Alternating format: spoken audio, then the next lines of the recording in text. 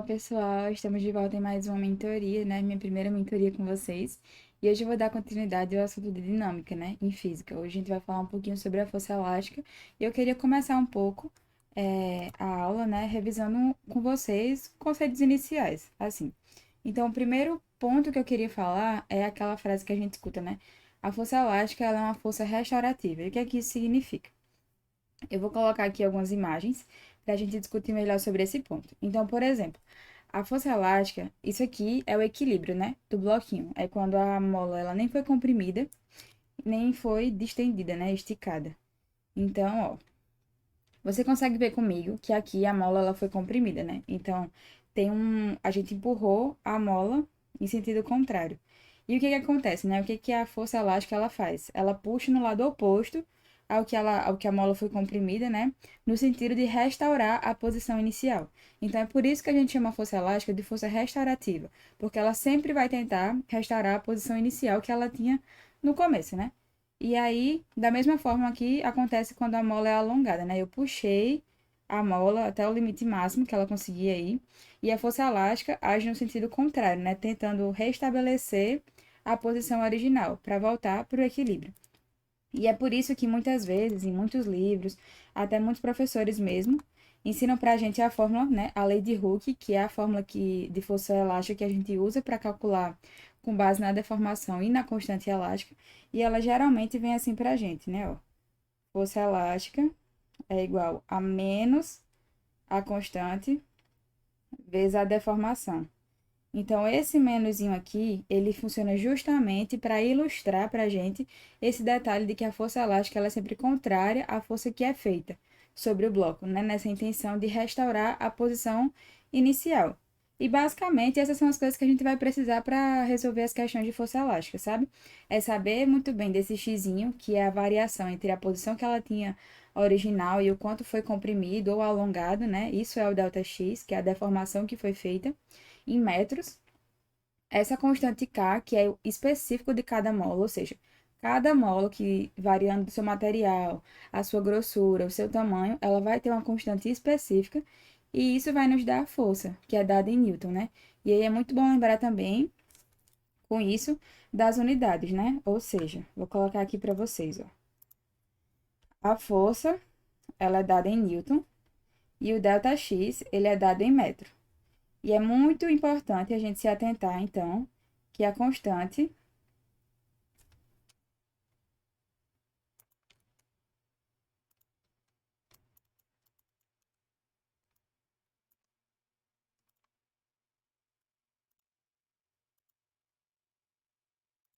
Então, ó, é muito importante a gente se atentar que a constante ela vai ser dada em Newton por metro, né? Que é o quanto de força eu tenho naquela mola a cada metro que ela anda. E, enfim, com isso a gente vai conseguindo resolver as questões.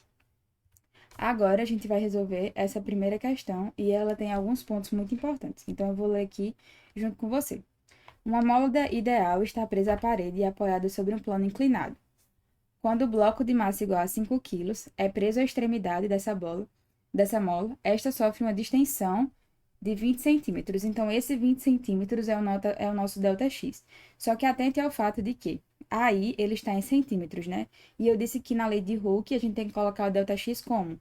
Em metros, né? Então, a gente vai ter que transformar esse 20 centímetros, conforme o desenho. Considerando que o módulo da aceleração da gravidade no local vale 10 metros por segundo e desprezando qualquer tipo de atrito, ou seja, aqui a gente só tem força elástica e as demais forças que eu vou desenhar com vocês no desenho aí.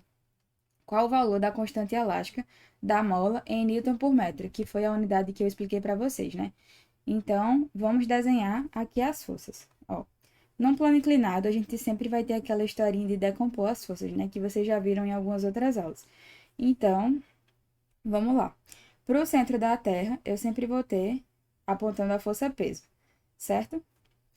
A força normal, a gente sabe que ela sempre vai existir quando um corpo estiver em contato com uma superfície, e ela é sempre perpendicular a essa superfície. Então, vamos traçar a força normal aqui, ó, perpendicular à superfície, certo? Aí, para cá, a gente vai ter a nossa força elástica, né? E agora a gente vai decompor a força peso. Aí, ó. para baixo eu tenho P de Y, certo? E aqui eu tenho P de X. Aí sempre fica aquela dúvida, né? Ah, P de X, eu uso seno, eu uso cosseno.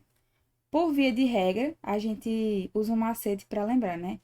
Que se tá descendo, eu uso seno. Então, PX, ele sempre vai ser P vezes o seno do ângulo, que nesse caso é o ângulo de 30 graus. Mas a gente também pode, eu vou ilustrar aqui para vocês, e se algum aluno tiver dúvida e quiser isso mais detalhado, a gente pode fazer depois.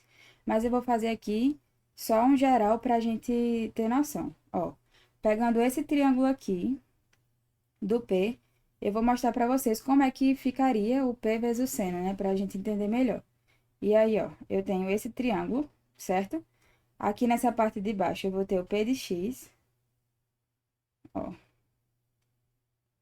Aqui nessa lateral é o P de Y. E isso, gente, tudo isso eu tô tirando desse triângulozinho em vermelho. Tá vendo que na lateral eu tenho o P de Y, ele tá assim meio inclinado. Então, na lateral eu tenho o P de Y. Aqui na hipotenusa do triângulo eu vou ter P.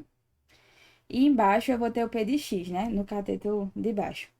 E aí, como é que a gente faz esse seno de 30, né? Você pode perceber que esse triângulo maior, ele tem um ângulozinho de 30 aqui embaixo. E o que acontece é que esse ângulo de 30 vem aqui para cima.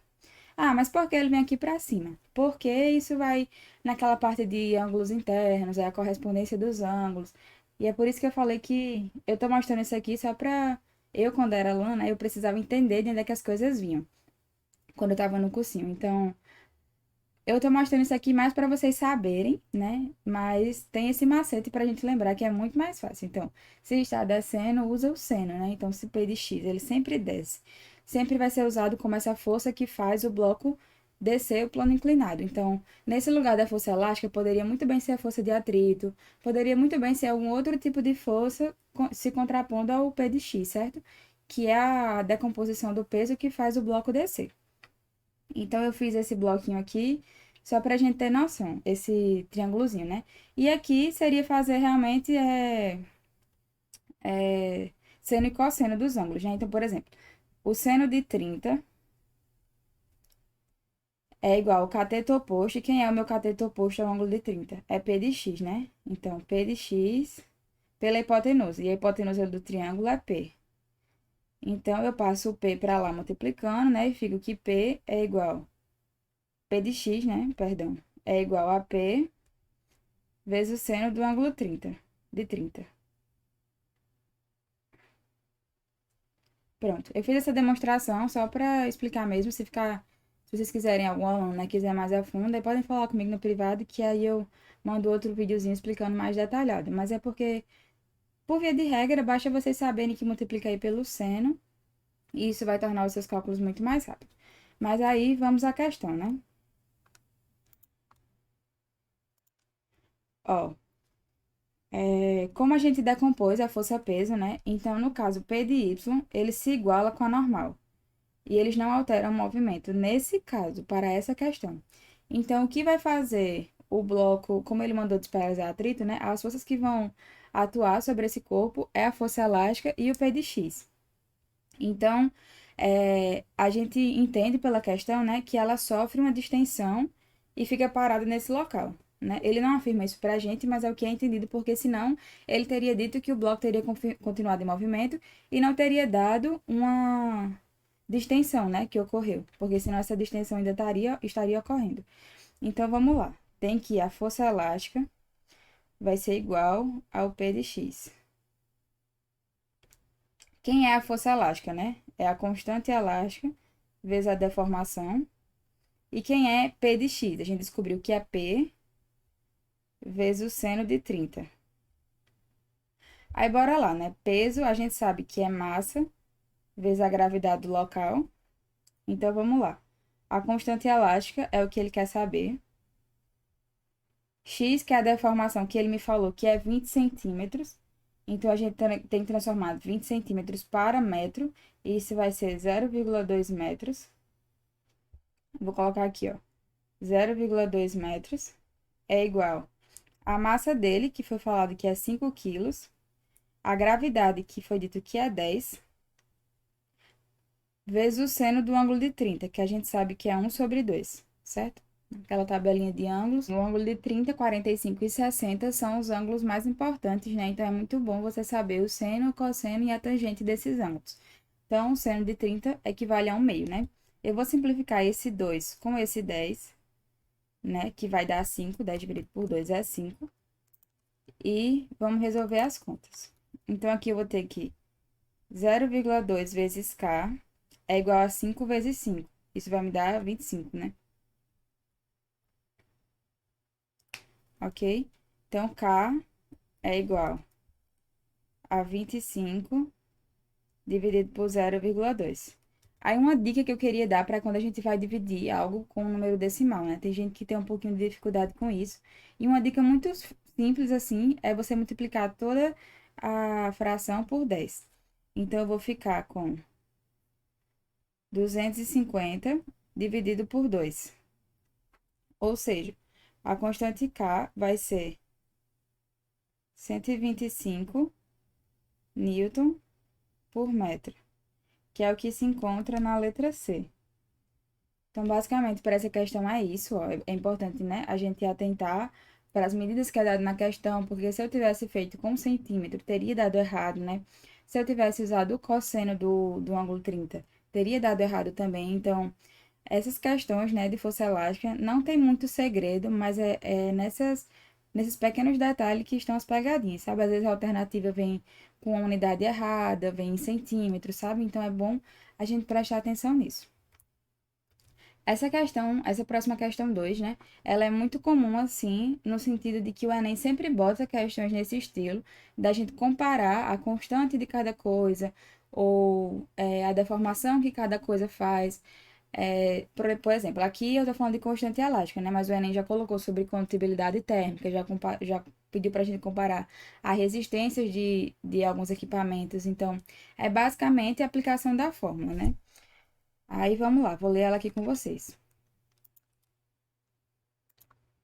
Uma empresa testou 4 molas para sua utilização em um sistema de fechamento automático de portas. Para avaliar sua eficiência, elas foram fixadas a uma haste horizontal, e em suas extremidades livres foram fixados corpos com diferentes massas. Observe na tabela os valores tanto das constantes elásticas, K das molas, quanto da massa dos corpos, né?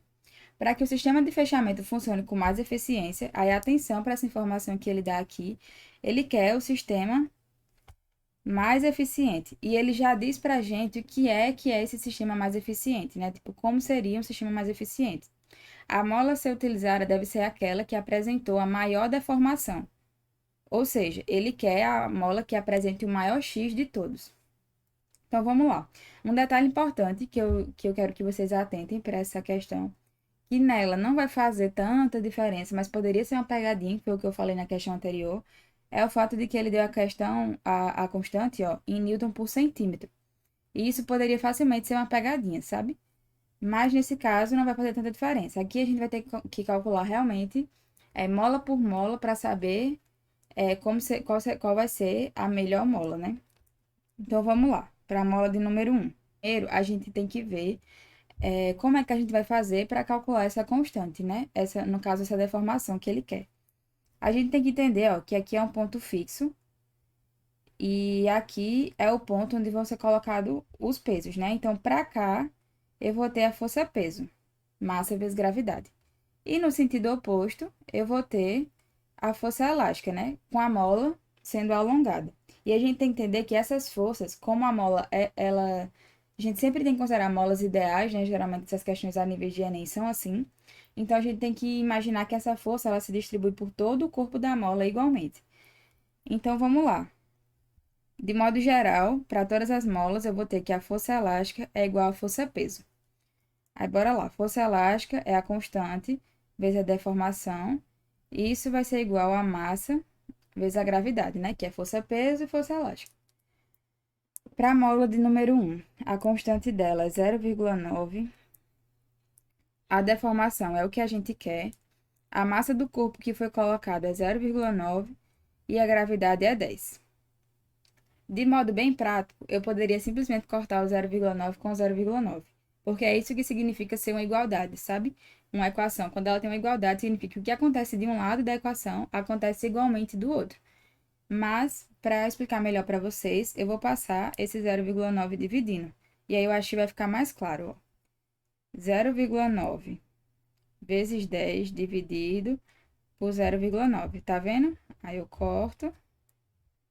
E eu tenho que x é igual a 10 centímetros, não é? Porque não foi o dado que foi dado na constante, que era em newtons por centímetro. Então, a minha deformação ela vai sair em centímetros. Aí, bora para a mola de número 2. A gente vai fazer a mesma coisa. K vezes x é igual a massa vezes a gravidade. Então, a constante da mola de número 2 é 0,8. A deformação de 2 é o que nós queremos saber. A massa do corpo é 1,2 e a gravidade é 10. Aí, agora é só resolver conta. X de 2 é igual a 12 dividido por 0,8. Aí, é aquela dica que eu dei para vocês na questão passada, né? Multiplica tudo por 10 para tirar o decimal. Com o tempo, vocês vão fazer isso de cabeça. E eu vou ficar com 120 dividido por 8.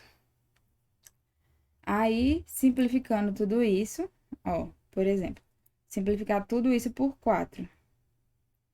Eu vou ficar com 30 dividido por 2. E isso é igual a 15 centímetros. Então, essa foi a deformação da mola de número 2. Aí, calculando a mola de número 3. Mesma coisa. A constante elástica dela, vezes a sua deformação, é igual à sua massa, que foi 1,8, vezes 10, que é a gravidade.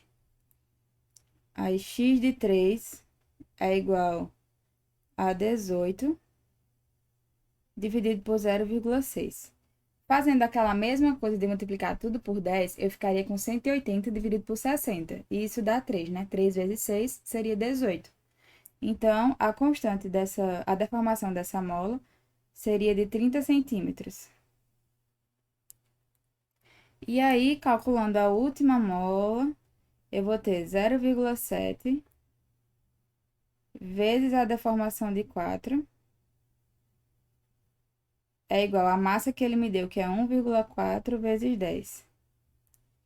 Logo, x de 4 vai ser 14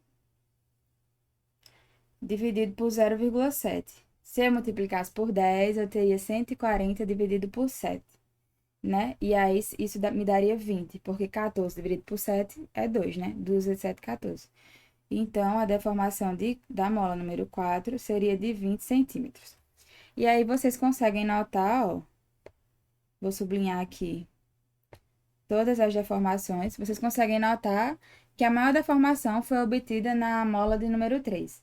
Ou seja, como ele disse no comando da questão, a mola mais eficiente vai ser aquela que apresentar uma maior deformação. Então, a mola de número 3, que foi a que apresentou 30 centímetros de deformação, é a mola que vai ser mais ideal para esse sistema. Que isso se encontra na alternativa de letra C. Perdão. Pronto. Então, pessoal, bora para nossa questão de número 3. Antes dela, eu vou querer dar uma dicasinha para vocês. E é o seguinte, ó. Vamos falar sobre a associação de molas. Então, primeiro, eu vou falar com esse tipozinho de associação para vocês, para dar algumas dicas. Esse é um ponto que eu acho que é bem provável de cair no Enem, né? Se cair a parte da associação de molas, porque a gente tem algumas aplicações no nosso cotidiano. E a gente vai ver isso na nossa próxima questão. Ó, aqui eu tenho uma associação de molas em série.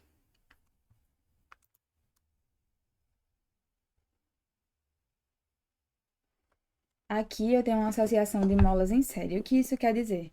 Significa que eu vou ter duas molas, né? E no final eu tenho esse pesozinho que a gente tá vendo aí.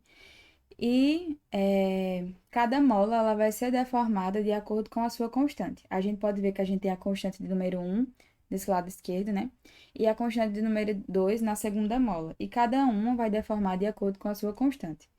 Aí vamos dizer que a questão peça para você calcular qual é a constante equivalente das molas, né? Para poder calcular a força ou a deformação total, enfim. E aí, um macete que eu uso para lembrar é que molas em série vai ser a mesma coisa, você vai calcular da mesma forma que você calcularia resistores em paralelo. Quando a gente vai na parte de eletrodinâmica, que a gente for revisar isso, né? E vai ter mentoria sobre isso, a gente explica isso melhor. Mas basicamente, lembre, ó, molas em série, resistores em paralelo. E aí, como é que eu calcularia a mola equivalente, né? Então, ó, o K equivalente, ele vai ser igual ao K de número 1 vezes o K número 2, dividido pela soma do K número 1 mais o K número 2. Ah, Ellen, se tivessem várias molas, você vai fazendo aos pares. Da mesma forma que a gente calcula resistores, né? Qual seria o resistor equivalente? A gente não faz o produto pela soma dos resistores. E aí eu faço o primeiro com o segundo. Aí vou depois faço o resultado desse resistor equivalente com o terceiro, digamos assim. E aí o resultado desse com o quarto. Então você sempre vai fazendo aos pares, porque essa é a forma mais prática de se resolver. O outro tipo de associação que a gente tem, deixa eu dar uma apagadinha nisso aqui, né, que tá no meio da imagem. Pronto. O outro tipo de associação que a gente tem seria a associação em paralelo. O que acontece na associação em paralelo?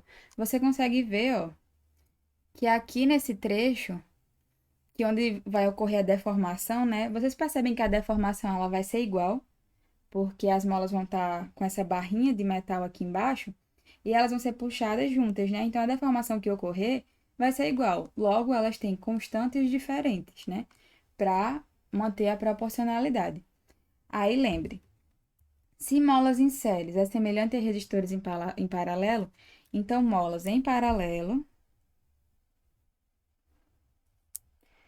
vão ser semelhantes aos resistores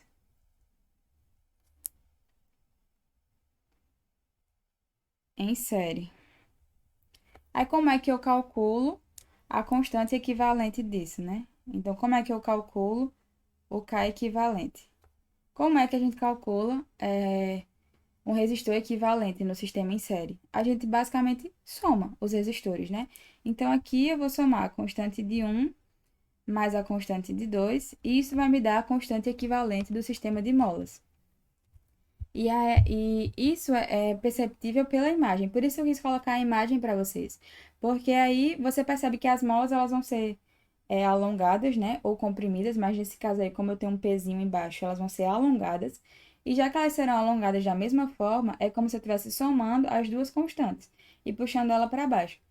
A questão da visualização nesse primeiro exemplo aqui, do insere, é mais difícil de enxergar porque quando a gente conecta, vê as molas conectadas, a gente acha que vai ser uma constante só. Só que, ó, deixa eu desenhar aqui para vocês para ficar mais claro. Essa mola de número 1, ela vai ter uma deformação, porque ela tem uma constante. E essa mola x2, ela vai ter outra deformação, porque ela tem outra constante. Essa é tanto que ele coloca esse mzinho aqui e esse m2, esse m1 e m2, para mostrar que elas são feitas de materiais diferentes, ou que elas vão ter constantes diferentes. E aí, vamos lá para a nossa questão, para a gente aplicar esse conceito, né? Então, vamos lá. Suponha que duas pessoas muito parecidas, com a mesma massa, com demais características físicas semelhantes, né? Estejam sobre um colchão de molas, posicionando-se uma delas em pé e a outra deitada. Supondo que a mola desse colchão sejam todas helicoidais e com o eixo da hélice sempre vertical, do ponto de vista da associação de molas, é correto afirmar que a pessoa que está de pé deforma. Aí vamos lá.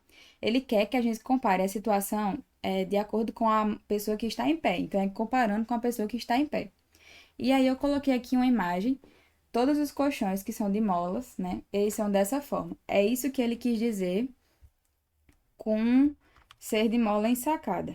E aí eu vou, com as molas estarem no sentido vertical. É isso aqui, ó. Tá vendo que as molas estão nesse sentido vertical, ou seja,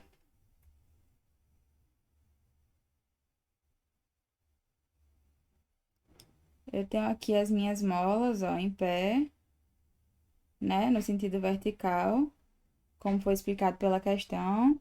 Aí eu vou desenhar aqui outro pra gente comparar. Tem um bonequinho em pé aqui, ó.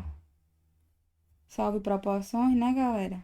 Que aqui a gente não manja muito dos desenhos. Mas tá aqui o outro. e tá aqui, ó, ele deitado, certo? Aí vamos lá. Se eu tenho uma pessoinha, né? Imagine você aí deitado na sua cama. Eu vou estar exercendo uma força-peso, ok? Uma força-peso. Você concorda comigo? Isso é prático. Vamos lembrar aí do cotidiano. Se eu tô em pé, em cima da minha cama, eu não afundo mais, não faz um buraquinho assim no colchão. E quando eu tô deitada, eu não distribuo mais o meu peso. Então é óbvio que se eu vou estar em pé em cima do colchão, todo o meu peso vai estar, sei lá, sobre um número de molas muito menor do que quando eu estou deitada, certo? E aí é óbvio que se eu estou em pé, eu vou deformar mais o colchão. E aí, pelas fotozinhas que a gente viu, no exemplo que eu dei anterior, quando eu fui explicar o conceito. Isso aqui seria qual sistema de molas, sabe? De associação de molas. Se eu tenho várias molazinhas, uma do lado da outra e uma superfície em cima. É bem semelhante àquele modelo que eu mostrei para vocês de terem várias molas em paralelo e ter um pezinho embaixo puxando, né? A diferença aí é onde está sendo aplicado o peso. A mola, nesse caso, em vez de ser alongada, ela está sendo comprimida por um peso, né? Que está em cima dela. Então, vamos para as alternativas, ó. A gente já eliminaria a letra C e a letra D, né? Porque diz que a pessoa em pé ela vai deformar menos o colchão e isso não tem cabimento, né? Porque se eu tô em pé num número reduzido de molas, eu tô aplicando todo o meu peso naquela pequena areazinha, eu vou deformar muito mais. E aí a gente fica com a letra A e letra B. Então vamos ler aqui, ó. A pessoa que está de pé deforma mais o colchão, ok, em virtude de ser sustentada por um menor número de molas, ok, associadas em paralelo, ok, se comparada à pessoa que está deitada. Corretíssima essa questão. Bora ler a letra B para ver o que está errado. Mais o colchão, a pessoa que está em pé, né, deforma mais o colchão em virtude de ser sustentada por um menor número de molas, até aí tudo certo, associadas em série. Não. Se for associada em série, a gente meio que teria várias molas, umas ligadas às outras. E as molas, elas não estão ligadas entre si. Elas são apoiadas na base do colchão, né? Na base e na superfície do colchão. E assim elas fazem, né? Amortecendo. Então, a gente fica com a letra A correta e o erro da letra B é o tipo de associação que foi descrito, que não é em série. É isso, pessoal. Vamos agora para a nossa quarta questão. Vamos lá. Na montagem experimental abaixo, os blocos A, B e C têm massas de MA 2 kg, MB 3 kg, MC 5 kg. Desprezam-se os atritos e a resistência do ar, ou seja, para esse cálculo, a força de atrito e a força de resistência do ar não irão afetar no movimento, né? Os fios e as polias são ideais e adote gravidade igual a 10 metros por segundo ao quadrado. No fio que liga o bloco B com o bloco C, está intercalada uma mola leve de constante elástica, 3,5 vezes 10 a terceira newton por metro. Com o sistema em movimento, a deformação da mola é, perdão. Ó, pessoal, primeiro, a gente tem que entender o que significa cada informação. Então, por exemplo, no primeiro trecho aqui, né, ó, os fios e as polias são ideais. Quando ele diz isso, é que a massa deles é desprezível, né? Então, tipo, a gente não precisa. Eles não afetam o movimento, as polias são ideais, ou seja, elas não têm atrito no seu movimento que precisa contar. Isso eles adotam para facilitar os cálculos da questão. E ó, com o sistema em movimento, ou seja, se o sistema está em movimento, o que é que ele tem? Aceleração, né? Então, essa questão, ela vai ser necessária, né? Vai ser necessário fazer essa questão de uma forma um pouquinho diferente do que só aquilo que a gente fez até agora, de força peso é uma força elástica. Isso até vai acontecer, mas é no final. Antes a gente vai precisar analisar bloco por bloco. Então, bora lá fazer isso com muita calma, muita fé no coração, que a gente chega lá. No bloco A, eu vou ter peso de A para baixo, ok? Para cima, eu vou ter uma tração, que eu vou chamar de tração número 1. E pronto. Essas são as forças no bloco A. Bora pro bloco B. Eu vou ter aqui, ó, tração 1, certo? Porque é aquele negócio que vocês têm que aprender. A tração no mesmo fio, ela é a mesma em todos os pontos. Ponto. Aí, pra cá, eu já vou ter outra tração, que eu vou chamar de tração número 2. Ah, por que é outra tração? Porque ela já tá em outro fio. E já tá ligando outros blocos distintos, né? É o bloco B com o bloco C. E aí, por exemplo, B, ele também vai ter o seu peso, né? Ele não perder seu peso saiu voando, ele tá aqui, ó, peso do bloco B. E ele também vai ter, se eu estou em uma superfície, eu vou ter uma força de contato. Quais são as forças de contato que a gente tem? Que posso aqui? A normal, né? Então, para aqui, ó, eu tenho uma força normal. Por que que a gente não leva elas em conta no cálculo, né? Porque basicamente a normal aqui e o peso, elas, ó, se anulam, certo? Então, elas não vão interferir no nosso cálculo. E aí, vamos continuar aqui a nossa análise. No bloco C, em relação ao conjunto total, eu vou ter o peso de C, certo? E para cima, eu vou ter a tração 2, né? Porque se em B eu tenho a tração 2 e é o mesmo fio, em C eu vou ter a tração 2 também, certo? O fio não mudou, não foi alterado, então é o mesmo fio, a mesma tração.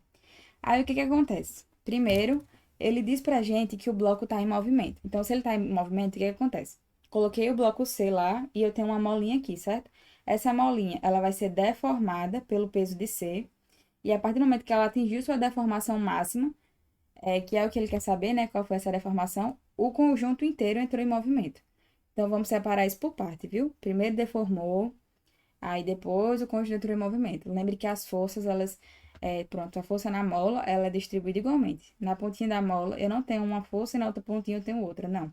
A mola é ideal, então a mesma força é aplicada em todos os pontos dela. Aí, vamos lá. A gente vai ter que fazer aquele negócio de força resultante. Como é isso? Eu vou ter que todas as forças no bloco A, né? A força resultante, ela é igual ao quê? Massa vezes aceleração. Então, eu vou ter que todas as forças no bloco A, ela vai ser igual a massa de A vezes a aceleração. E aí, como é que a gente calcula isso? Vamos pensar. Se o conjunto está se movendo todinho para cá, ó, significa que a tração exercida em A, né? A tração 1, ela superou o peso de A. Então, ela conseguiu tirar o peso de A da inércia. O que é que isso significa, então? Ó, vamos escrever aqui.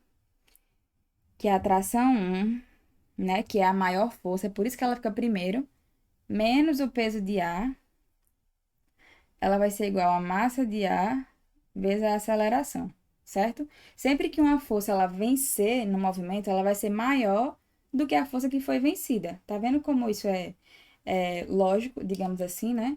Se a tração 1, ela conseguiu fazer o bloco se mexer, então ela superou a outra força. Aí vamos lá para o ponto de número 2, que é bloco B. Da mesma forma, se o bloco B for em direção ao bloco C, é porque a tração 1 ela foi menor do que a tração 2. E aí a gente coloca, ó, tração 2 menos tração 1 é igual a massa de B vezes a aceleração. E aí, bora pro bloco 3, pro ponto 3, né? Que no caso é o bloco C.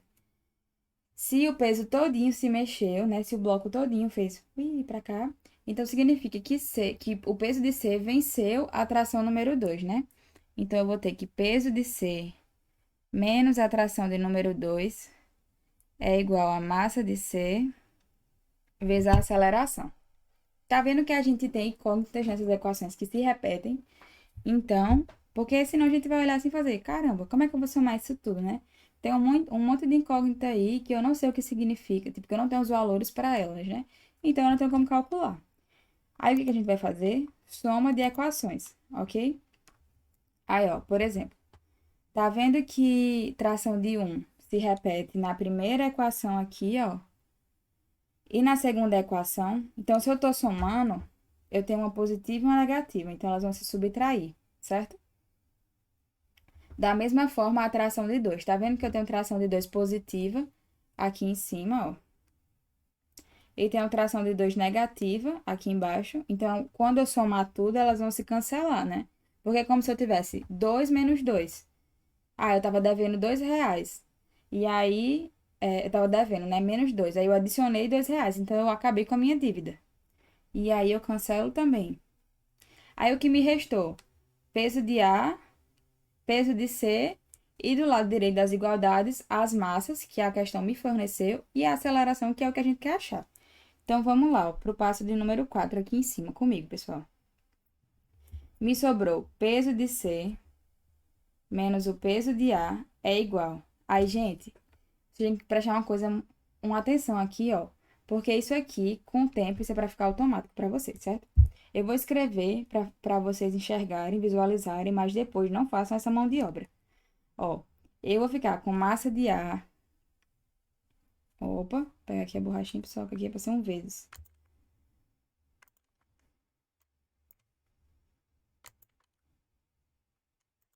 Simbora. Massa de A vezes A, aí, mais massa de B vezes A, mais massa de C vezes A. Tá vendo que eu sempre vou ficar com a letra A em evidência? Evidência, é aquela propriedadezinha da matemática, né? Então, a gente vai fazer, ó, peso de C menos peso de A vai ser igual. Vou colocar o A em evidência, vezes a massa do conjunto. O que é a massa do conjunto? Massa de A mais a massa de B mais a massa de C. Aí, bora lá. Peso é o quê? Massa vezes gravidade, né? Vou escrever aqui em cima, ó. Peso é massa vezes a gravidade. Então, qual é o peso de C? Qual é a massa de C? 5 quilos. 5 vezes 10, né? Que é a gravidade, 50. Menos massa de peso de A. Qual é o peso de A? Vai ser sua massa vezes sua gravidade. Sua massa é 2 quilos, são 2 quilos. Gravidade 10, 20 quilos. Ou 20 newtons, perdão. Isso vai ser igual à aceleração que eu quero, vezes a massa do conjunto, que é A mais B mais C. Então, é 2 mais 3 mais 5. Aí, 50 menos 20 vai me dar 30. 2 mais 3 mais 5 vai ser igual a 10. Então, eu vou ter 10A. E aí, eu já descubro que a aceleração é 3 metros por segundo ao quadrado, ok? Vamos deixar essa informaçãozinha aqui guardada com muito amor e carinho na nossa memória. Agora, já que a gente já achou a aceleração, eu vou analisar o que ocorre somente no bloco C, certo? Então, vamos lá. Desenhar aqui o bloco C para vocês. Para baixo, a gente tem o peso de C, certo? E para cima, analisando somente o bloco C, a gente vai ter a força elástica atuando sobre ele. E é aqui que a força elástica entra. E aí, fazendo a mesma análise que a gente fez em todos os outros blocos, a gente tem um conjunto de forças, né? Que agindo sobre ele gerou uma aceleração sobre o bloco. Então, se o bloco está se movendo nesse sentido aí que eu ilustrei para vocês, aqui, então significa que o peso de C foi maior do que a força elástica que agiu sobre ele. Então, ó, peso de C menos a força elástica é igual a massa de C vezes a sua aceleração. E aí, o que que acontece? Você pode se perguntar por que eu não coloquei, né, Ellen? Por que você não colocou a força elástica nos outros cálculos? Porque a gente tem que entender que a força elástica, ela não fez o sistema se movimentar. O que que acontece?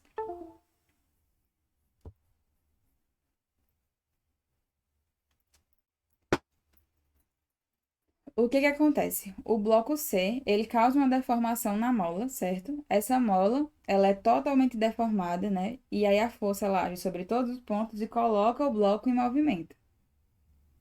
Ok? Então, o peso de C, né, menos a força elástica vai ser igual a massa de C vezes a sua aceleração. E aí, vamos lá.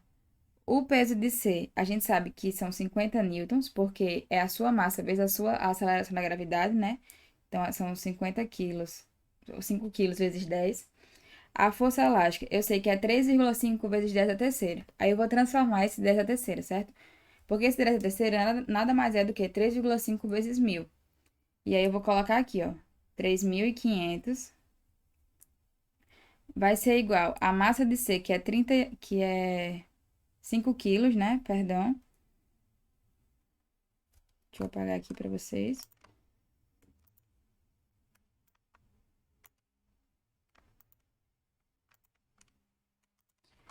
A massa de C, 5 quilos, vezes a aceleração do conjunto, né? Do movimento, que foram 3 metros por segundo ao quadrado. E esse 3.500 aqui, pessoal, é vezes x, que é a deformação, né? Porque força elástica é K vezes x. Perdão aí que eu tinha esquecido, mas já coloquei direitinho. Então, eu vou ter que aqui, ó. Vou trazer aqui para cima, para não atrapalhar a gente. Então, eu vou ter que 50 menos. Aí, eu vou passar esse 3 vezes 5 para o lado de cá, da igualdade, né? Então, 3 vezes 5 é 15. Então, 50 menos 15 vai ser igual a 3.500x. 50 menos 15 vai dar 35. E isso é igual a 3.500x. X vai ser igual a 35 dividido por 3.500. A gente pode simplificar isso, ó, porque, ó, 35 corta com 35 e ficaria só esses dois zeros, certo? Então, isso é igual, ó, a 1 sobre 100, que vai ser igual a 0,01 metro. E 0,01 metro é igual a 1 centímetro. Vocês concordam comigo? Então, a gente acha assim a deformação da mola. Se vocês tiverem dúvida, é só vocês lembrarem, ó, da escala. Vou escrever aqui em cima para vocês, ó. Metro, decímetro e centímetro. Então, para vir de metro para decímetro, eu multiplico por 10. Para vir de decímetro para metro, eu multiplico por mais 10, né? Então, eu pego 0,01 e multiplico por 100. Aí fica 1 centímetro, que é o que se encontra aqui na letra B. Então, é isso, pessoal. A gente terminou nossa quarta questão. Vamos lá para a próxima questão. Questão de número 5. Para proteção e conforto, os tênis modernos são equipados com amortecedores constituídos de mola. Após sair da aula de física experimental e olhar para o tênis do seu amigo, você verificou que ele estava com um determinado modelo que possui três molas idênticas.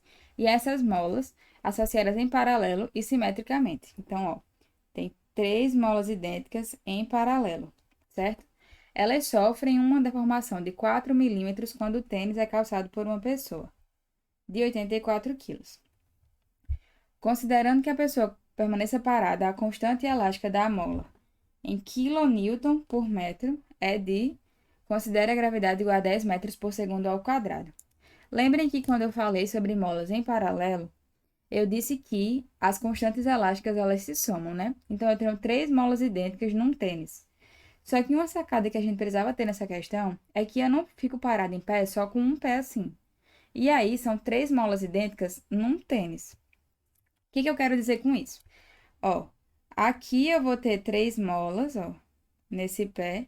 Mas nesse outro pé aqui, eu também vou ter três molas no tênis. Então, ao todo, eu tenho seis molas idênticas, certo? Porque eu não fico parada somente em cima de um pé, eu fico sobre os dois pés, certo?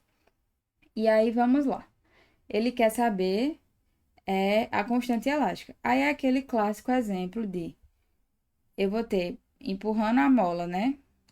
A força peso e de modo contrário a força elástica, né? Porque o que foi que eu falei? Que a força elástica ela é restaurativa, então ela vai tender a fazer uma força contrária à que está sendo feita sobre a mola para tentar levar a mola para o seu estado original. Logo, se eu tenho que a força elástica é igual à força peso, eu tenho que K vezes X é igual a massa vezes a gravidade, certo? K é o que a gente quer descobrir. A deformação é de 4 milímetros, e 4 milímetros é 4 vezes 10 a menos 3, porque a deformação tem que ser em metros. E aí você tem que lembrar, né, que eu tenho metro, decímetro, centímetro e milímetro. Então, milímetro é 1.000 vezes menor do que o metro.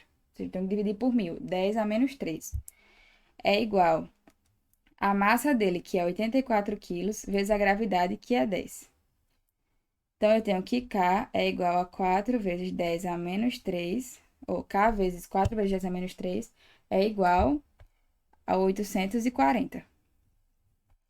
K é igual a 840 dividido por 4, vezes 10 a menos 3. Aí, pessoal, a gente vai dividir o 840 por 4, que isso vai me dar...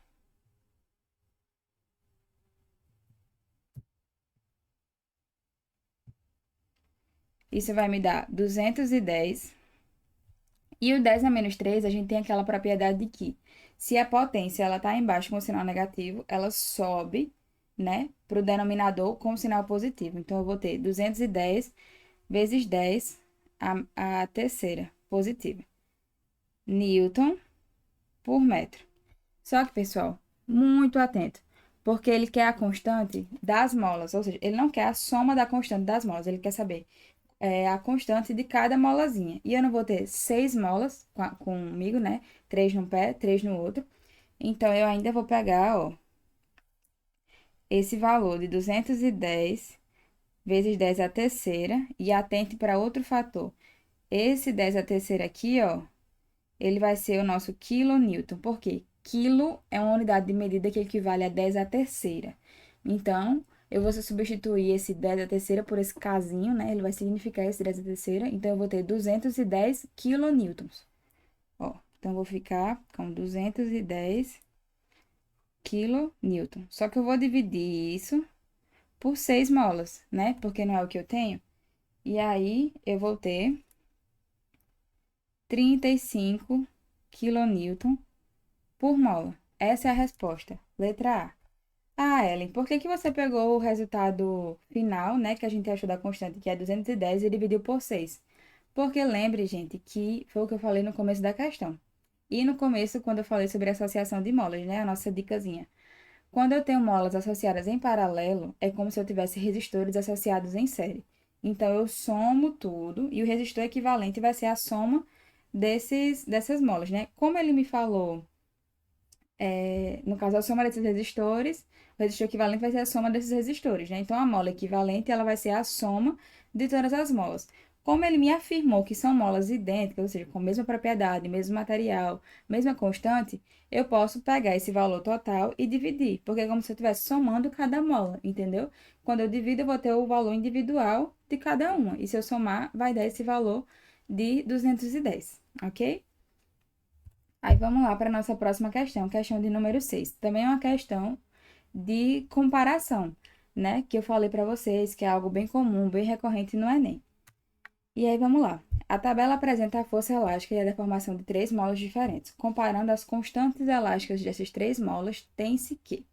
Então, o que que ele quer? Que a gente calcule a deformação, a constante elástica, perdão, de cada uma das molas. Então, bora lá. Mola de número 1. Eu vou ter, né, aqui, força elástica é igual a K vezes X. Então, eu vou ter que a força elástica da mola número 1 foi o quê? 400 newton.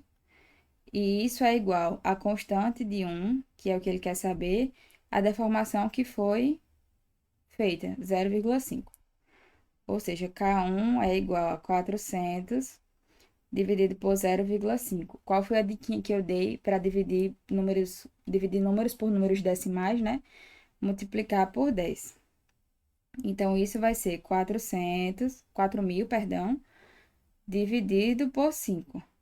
Aí, vamos fazer por parte, ó. 40 dividido por 5 me dá 8, certo? Então, eu vou ter que a constante dessa mola é 800 newton por metro. Essa é a constante de número 1. Vamos calcular aqui a constante de número 2. A força de número 2, né, é 300 newton, ó. A gente vê isso aqui. Aqui a força de número 2. A mola de número 2, né? Sua força 300 é igual à sua constante, que é o que eu quero saber, a constante de número 2, vezes a sua deformação, que é 0,3. Aí, K2 vai ser igual a 300 dividido por 0,3. Mesma coisa, né, pessoal? Multiplico em cima e embaixo por 10. Vou ficar com 3.000 dividido por 3. Então, vou ficar com 1.000 newton por metro, ok? E aí, calculando agora a mola de número 3, eu vou ter que 600 newton de força é igual a constante de número 3 vezes a sua deformação, que é 0,8. E aí, a constante de número 3 vai ser igual. Vou multiplicar logo por 10, tá? Então, vai ficar 6.000 dividido por 8. Para simplificar, ficar mais nítido para vocês, eu vou dividir os dois por 2. Então, eu vou ficar com 3.000 dividindo por 4. Gente, essa é a minha dica para quem acha que não é muito bom em dividir números grandes. Então, sai simplificando que fica mais rápido. Cada um tem que achar essas diquinhas para facilitar nas horas do cálculo, né? Porque isso vai facilitar, vai trazer mais agilidade para a sua prova, né? A gente fica, às vezes, se prendendo em fazer uma divisão de números gigantes que a gente não consegue fazer de cabeça, né? Tem gente que consegue, tem gente que não consegue. Então, vai dividindo por 2 que você chega no resultado. E aí, ó, se eu dividir por 2 de novo, 3.000 por 2, 1.500. 4 por 2 vai dar 2, né? Então, eu tenho que vai ser 750 newton por metro. Aí, vamos lá. Constante 1, ó, constante de número 1, 800 newton por metro. Constante de número 2, 1.000 newton por metro. Constante de número 3, 750 newton por metro. Então, a constante de número 3 é a menor constante que nós temos, certo? Aí vamos lá, ele tá dando pra gente em ordem decrescente, né? Da maior força para a menor. Então, eu vou ter que K2, ela é maior que K1, que é maior que K3, né? Ou seja, eu vou colocar os números embaixo para vocês visualizarem isso bem. K2, que é 1.000, né? 1.000 newton por metro, é maior do que 800 e é maior do que 750 newton por metro. E isso a gente vai encontrar na alternativa letra B, certo? K2 maior do que K1 maior do que K3. Então, bora lá, pessoal, para a nossa questão de número 7. Em uma experiência realizada para a determinação da constante elástica K de uma mola, mediu-se a força F exercida sobre os corpos de massas diferentes, suspensos na extremidade da mola em função do seu alongamento ΔX. Os dados obtidos desse experimento são representados no gráfico ao lado. Sabendo que a mola obedece à lei de Hooke, e a lei de Hooke nada mais é do que a gente já discutiu a aula inteira, força elástica é igual a K vezes X. O valor da constante K para essa mola é, pessoal, antes de mais nada, vamos analisar o gráfico. Potita já fez uma mentoria sobre gráficos, né? Então eu aconselho, se você não assistiu, você quando terminar essa aula aqui, você volta lá, assiste a mentoria, porque tem dicas preciosas. Às vezes a gente só olhando pelo gráfico, a gente já consegue entender do que se trata a questão. E ó, em um eixo ele me deu a força dada em Newton e no outro a variação dada em metro. Ou seja, eu vou ter que calcular uma constante que é Newton por metro. Qual a constante que a gente conhece que tem isso? Constante elástica, né? Que é aqui, ó. A gente sabe que a unidade desse casinho aqui é Newton por metro, certo?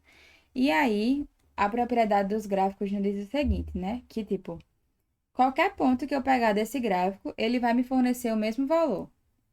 Então, ó, se eu pegar, até uma dica que eu dou para vocês é a seguinte: dê uma analisada no gráfico e pegue os números que são mais fáceis de dividir. Tipo, 5 dividido por 0,1 é muito mais fácil do que você pegar 7,5 dividido por 0,15. Tá vendo que ia ficar uma divisão super chata? Então, eu vou pegar 2 pontos para vocês, para provar que vai dar o mesmo valor e com números super fáceis de dividir. Opa, voltou. Vamos lá. 5 dividido por 0,1 vai ser o meu primeiro ponto. E eu vou pegar esse outro aqui, ó.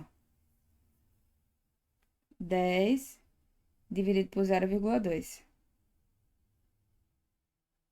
Segundo ponto. Vamos lá, primeiro ponto. Aí a gente vai usar, ó, a força elástica K vezes X. Aprendam a extrair os dados do gráfico. Por que eu tô dizendo isso? Porque aqui, ó, força elástica que você vai colocar aqui, você vai tirar desse ponto aqui, ó, que é o eixo que tá me dando a força, certo? Então, 5 é igual à constante elástica que eu quero achar, vezes a deformação, que ele me deu que foi 0,1 metro. Então, eu vou ter que K é igual a 5 dividido por 0,1. Aí, vamos para aquela diquinha que eu dei para vocês, né? Para facilitar a vida. Multiplicar tudo por 10. Quando eu multiplico tudo por 10, é em cima e embaixo. Pelo amor de Deus, não vai multiplicar só um lado, não. Só uma parte, não. Ou só em cima ou só embaixo. Multiplique tudo. Aí, eu vou ficar com 50 dividido por 1.